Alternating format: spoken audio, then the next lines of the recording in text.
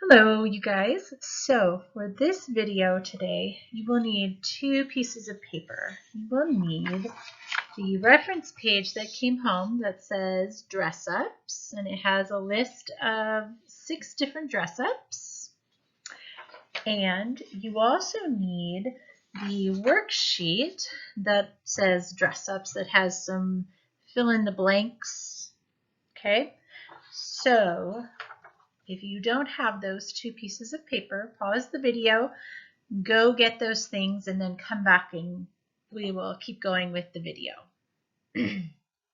Okay, now yesterday in our Google Meet, we talked about sentence openers again and talked about how those are ways to make our writing much more interesting.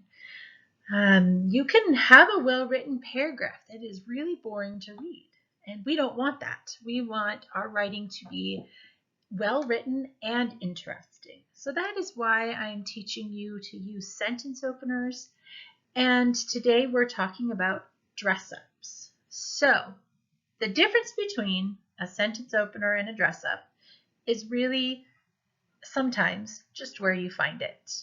Okay, some of our dress-ups are exactly the same as our sentence opener. However, sentence openers are always at the beginning of a sentence. Dress-ups are found in the middle of a sentence. So what we're going to do first before we get into our worksheet is we are just going to look at this reference page, and I'm going to talk about each one of these types of dress-ups, and then we will work through our worksheet and come up with some possibilities for the worksheet. So our first dress-up is our who or which clause. Now this is an adjectival clause. I don't know if I said that right. Adjectival? I think it's adjectival. Okay, so it is a clause that joins two sentences together when both sentences are talking about the same subject. So look at the examples. Look at the first example. So the yellow-bellied sapsucker, comma, which is native to Canada and the northern United States, comma, destroys young trees by sucking sap from the branches. Now, this could have originally been two sentences. It could have been the yellow-bellied sapsucker is native to Canada and the northern United States, period. It destroys young trees by sucking sap from the branches. So the who and which clause can join two sentences into one to make it more interesting when both sentences are about the same subject. Now, when do we use who and when do we use which? Who is what we use when we are talking about people. Or if you are writing a story and you have animals, and the animals are like people in the story, then you would use who for animals.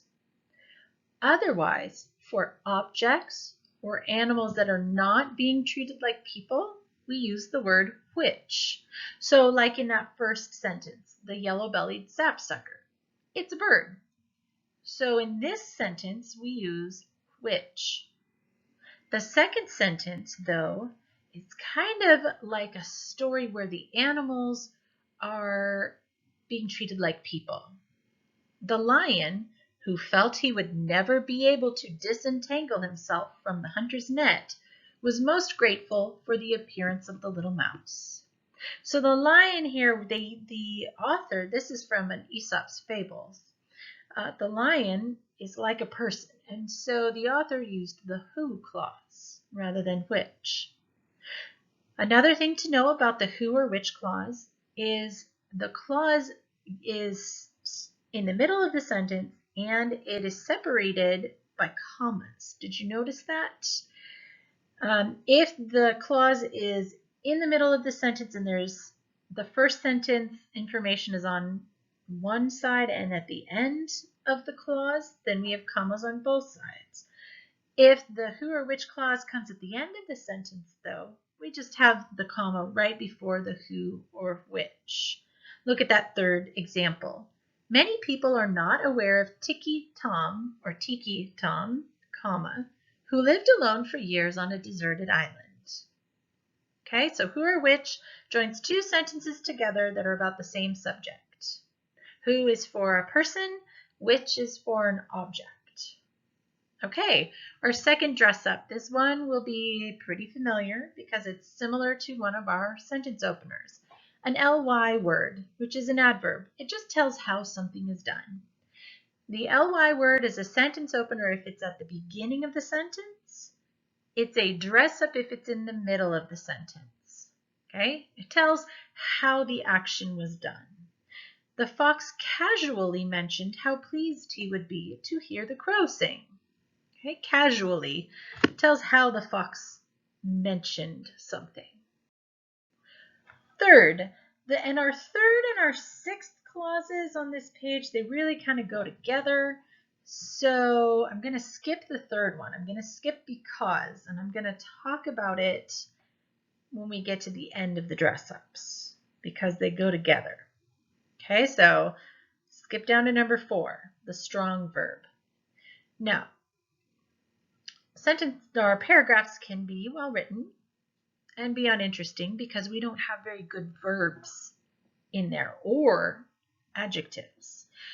So there are some verbs that we tend to use a lot, like went, go, said, saw, look.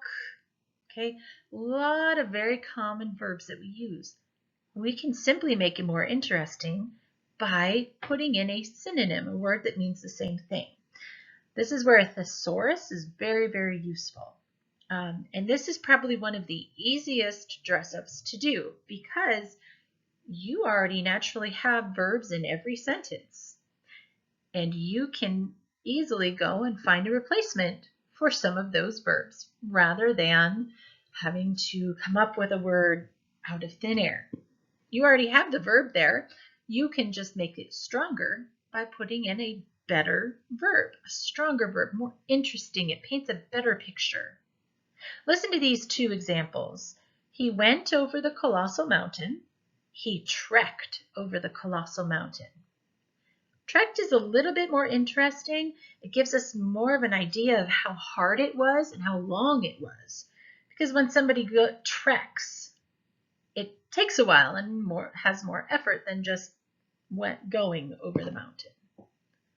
Okay, now with these verbs, you'll notice there's a section that talks about beware passive verbs. Passive verbs are when the subject of our sentence is not the one doing the action. Okay, so look at the first example. I was taught by Mrs. Quickwit. I is the subject, but I am not the one doing the action. I'm having the action done to me, right? Mrs. Quickwit is the one doing the action. She's the one teaching.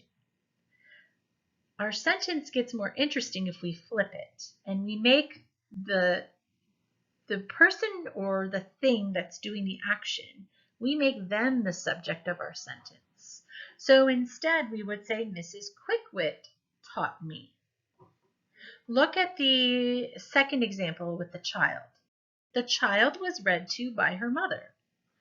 In that sentence, child is our subject, but it's not the one doing the action. Mother is the one doing the action. So the sentence is better when we switch our subjects. The mother read to her child. It's a little more interesting and is not a passive verb. Okay, dress up number 5, a quality adjective. So remember, an adjective describes a noun. It can be number, it can be the type, it could be color, it could be, I'm blanking. I think that's all I can think of right now. This is another time where you can use a thesaurus to find a good quality adjective. Okay, let's look at the example. The ugly horseman scared Ichabod Crane.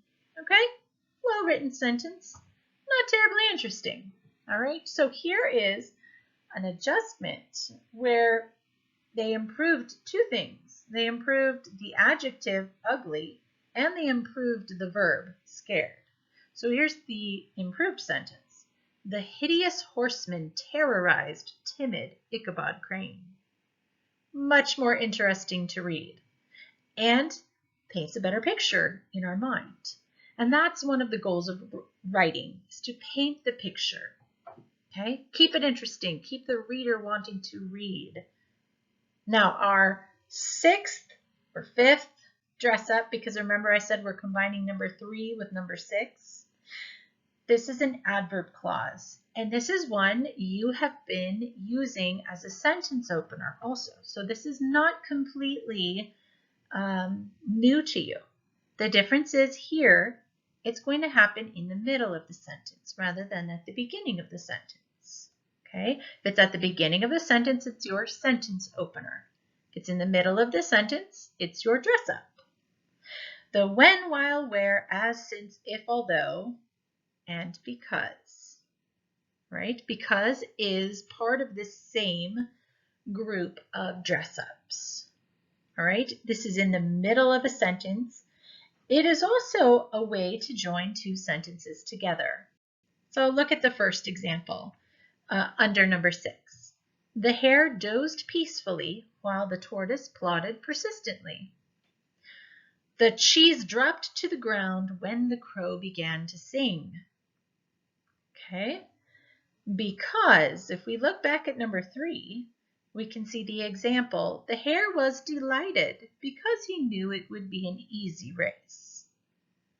Okay, so because goes with the when, while, where, as, since, if, although. And here's a fun little acronym way to try to remember it. It's like a website, www.asia. And then if we add the B, we should put .b. Okay? www.asia.b. Okay, now how do we mark the dress-ups in our paragraph so that I can tell you intentionally put it in? Underline the word. So if it's a who or which clause, just underline the who or the which. If it's an ly word in the middle of your sentence, underline the ly word. Do the same thing for if you are choosing that as your strong verb or your quality adjective or your adverb clause, the when, while, where, as, since, if, although, because. All right, just a simple underline. All right, now we're going to do some practice. Okay, so you will need your worksheet and we're going to practice these dress-ups. Who or which? All right, what we're going to do is we're going to combine the two sentences into one sentence using either who or which. So remember that we use who when speaking about a person and which when speaking about an object. Go ahead and pause the video and do these two sentences. All right, now there's no way that, wait. My brain just forgot what I was going to say. There's no right or wrong order of which sentence we do with the who or which phrase. So here's what I got. Mary and Joseph, comma, who were engaged to be married, comma, had to travel to Bethlehem to be counted in the Roman census. You could have said Mary and Joseph, comma, who had to travel to Bethlehem to be counted in the Roman census, comma, were engaged to be married. Okay, works either way. Okay, the second sentence. Now we're talking about an object, so you should have a which here. The little town of Bethlehem, which was completely full of people, had no room in any of the inns for Mary and Joseph to stay. Now you could have said, the little town of Bethlehem, which had no room in any of the inns for Mary and Joseph to stay, was completely full of people. Either order is totally fine. Just remember that your who or which comes in your middle of your sentence and is surrounded by commas. All right, your ly strong adverb. Okay, now I did send home some reference sheets to help you come up with some of these words if you are having trouble thinking of them right from the top of your head. So here you are going to add an ly adverb before the verb of the sentence. Pause the video, read the sentence, and find a word that you would like to use, and then come back and we'll talk about it. All right, so here's what I chose. Your ly word should make sense with the sentence, but if you got a different ly verb or word, that is totally fine. Some shepherds were sleepily staying out in the fields and keeping watch over their flocks. You could have said excitedly, happily, grumpily, tiredly. That's all that I can think of off the top of my head. But it should make sense with your sentence. All right, the second one. An angel of the Lord joyfully appeared and told the shepherds some good news of great joy. You could have said that the angel suddenly appeared, or rapidly appeared, or loudly appeared. Okay? All right, our adverb clause. This is that when, while, where, as, since, if, although, because. And there's actually 3 other words you could use, unless, before, and after. So the full acronym would be www.asia.bubba. Okay? If you practice those words and that little acronym, that will help you to be able to more quickly join the 2 sentences together using a clause like this. So what you're going to do is you're going to combine the 2 sentences into one using one of these adverb clauses. Okay, and it should make sense. So pause the video, go ahead and do that, and then come back and I'll show you what I got. All right, so some of these adverb clauses might not fit well with some of these sentences. Sometimes to check it, it's good to read it out loud because we're used to the way English is supposed to be spoken and heard. So sometimes to check if what we've written makes sense, we should read it out loud. It helps us catch things. So here's what I got. The angel told the shepherds about Christ while a multitude of angels appeared, praising God. So I used the while. So the one event was happening while the other event was happening. Okay, now if you had something else there, if it makes sense, that's okay, but some of these words might not make sense for this sentence. All right, the next one. The shepherds found Mary, Joseph, and the baby because they followed what the angels had said to them. You could have said that they found the baby after they followed what the angels had said to them, or since they followed what the angels had said to them. Any of those would definitely work. All right, we have 2 more things that we're going to practice. Our strong verbs. So remember, I said some of our verbs that we use, we just overuse them. And so they're kind of tired and boring, and they don't make our sentence interesting. So what you're going to do here is you are going to find a new verb to replace the underlined verb in each of the sentences. You can use a thesaurus to find it. You can use one of the banned word lists that I sent home and find an alternative. So pause the video, change that, and then come back and I'll show you what I put. All right, so instead of the Magi went to Jerusalem, I said the Magi traveled to Jerusalem looking for the King of the Jews. You could have said something like they journeyed, or they traversed, well, you'd have to say traversed the land to Jerusalem. But something better than went. All right, the next sentence. Herod sent them to Bethlehem and said that they should come tell him. So we're replacing said. I put in requested. Herod sent them to Bethlehem and requested that they should come tell him where the promised child was. Now, you could have said that he ordered them or commanded them or some other verb.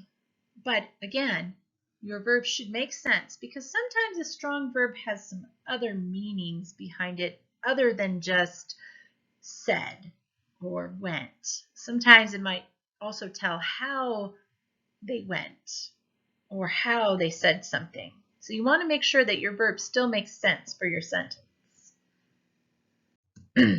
Okay, remember like before I said to beware passive verbs. So you want the subject of your sentence to be the one doing the action. So what you're going to do here is you're going to read the sentence and rewrite it so that the subject is the one doing the action. So pause your video, rewrite these sentences, and then check back with what I have. All right, the first one. Joseph was warned by an angel to flee to Egypt. Joseph was not the one doing the warning. The angel is the one doing the warning. So, flipping it around would be an angel warned Joseph to flee to Egypt. Okay? King Herod was tricked by the Magi. King Herod is not the one doing the tricking. The Magi were. So we're going to rewrite it. The Magi tricked King Herod. Okay, that makes our verbs active verbs rather than passive verbs. And our final dress up, the quality adjective. So, like what you did with the verbs, you're going to read the sentence and find a much better adjective than the one that is underlined. So you can use your thesaurus, the banned words list, if you have a quality adjectives list that I sent home. So use any of those resources to come up with a better word for each of these sentences. Okay, pause the video and then come back after you have done that. All right, instead of the bad king, I said the awful king. The awful king had all boys in and around Bethlehem from 2 years old and under killed. And then instead of saying the little family moved to Nazareth, I said the tiny family moved to Nazareth after Herod died. Tiny is pretty much exactly the same thing as little. It's just not used as often, so it's a little bit more interesting. So as you head to writing your paragraph, your progress paragraph, you need to remember to include your dress-ups. Okay, I am looking for 3 different types. Any type this time. 3 dress-ups of any type. You could have 3 quality adjectives or 2 quality adjectives and 1 strong verb. In the future, I can tell you that I will start looking for different types of dress-ups. But because this is still new and it's a new thing that we're adding into our writing, I am not requiring different ones. Okay, just 3 of them. And remember, please underline them in your paragraph. I will see you on another day in another video when you are going to put together your candy cane reindeer. I'm going to make a video that you'll watch, and you can watch the video or follow along in your directions to make your own candy cane reindeer. And then that's what you'll be writing about in your process paragraph. Until then, have a great day.